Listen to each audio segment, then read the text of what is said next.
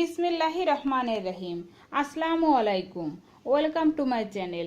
আজ তৈরি করে দেখাবো খুবই সিম্পল একটা রেসিপি, সেটি হচ্ছে লাচ্ছা সিমাই রান্না। আমি বাসায় যেভাবে এই সিমাইটা রান্না করে থাকি, আজকে আমি আপনাদের সঙ্গে সেই প্রসেসটাই শেয়ার করব। আশা করছি রেসিপিটা আপনাদের ভালো লাগবে।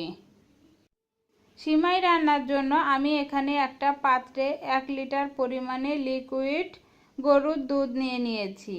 এখন এই দুধটাকে আমি জাল করে নিব। এই পর্যায়ে আমি অ্যাড করে দিব 2টা এলাচ। এলাচের মুখগুলো আমি একটু ফাটিয়ে নিয়েছি।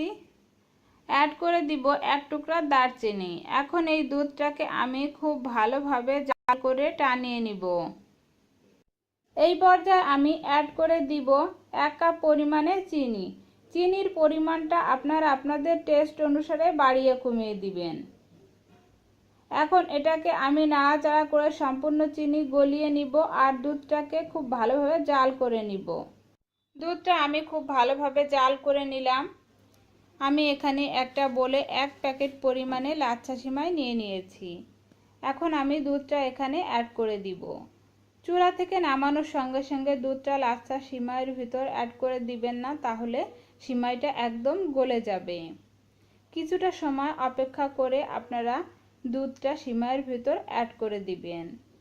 খুব ভালোভাবে আমি এগুলোকে নেড়ে চেড়ে মিক্স করে দিচ্ছি আলতো হাতে। এখন আমি গরম মশলাগুলো তুলে ফেলব। আপনারা চাইলে এই পর্যায়ে কিছুটা কিশমিশ, কিছুটা বাদাম অ্যাড করতে পারেন। খুব ভালোভাবে মিক্স করে আমি এটাকে 30 মিনিটের জন্য রেস্টে রেখে দিব। তাহলে সিমাইটা খুব ভালোভাবে দুধের সঙ্গে সেট হয়ে যাবে। তৈরি হয়ে গেল খুবই মজাদার লাচ্ছা সিমাই।